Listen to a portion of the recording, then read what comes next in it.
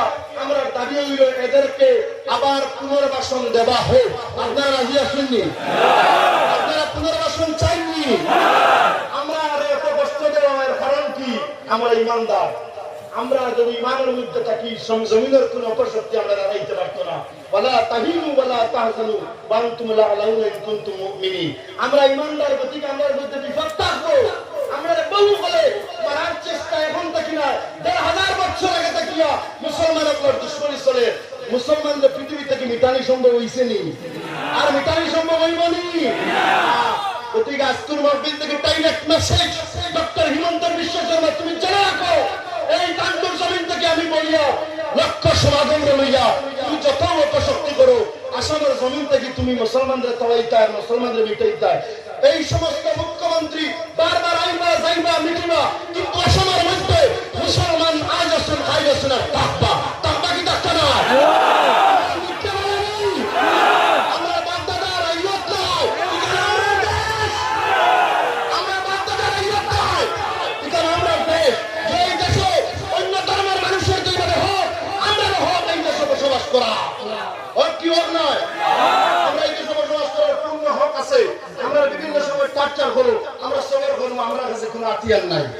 আমরা সবরদার মানুষ, কিন্তু জেনে রাখো এটা বহুত সিয়ামাকুল ধ্বংস হয়েছে, নাম মিটিছে, বহুত এমএলএ মন্ত্রী নাম মিটিছে, মানুষের হাতে না যায় না, এনার নাম পত্রিকা যায় না, আগে মিডিয়া পত্রিকায় আর সিকিউরিটি ও করছেন কি করছেন না?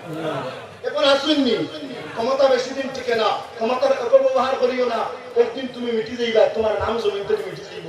বালা খান করিয়া থইয়া যাও, পূর্বের সিএমগুলোর লেখায়, পূর্বের প্রধানমন্ত্রী লেখায়, বালা খান করো, মানুষকে মহব্বত করো, মানুষে তোমার একদিন মহব্বত করবা, জমিন ছাড়িয়ে গেলে তোমার নাম জমিনের মধ্যে রইব। যাই হোক, আপনারা বহুত কষ্ট করছেন, আপনারা বহু কষ্ট করে এসেছেন। আমি নাদান ব্যক্তি বলে আমার কিছু কষ্ট পাই, আমি দুই হাত জোড় করিয়া ক্ষমা প্রার্থী, আপনারা আমার ক্ষমার দৃষ্টিতে দেখবা।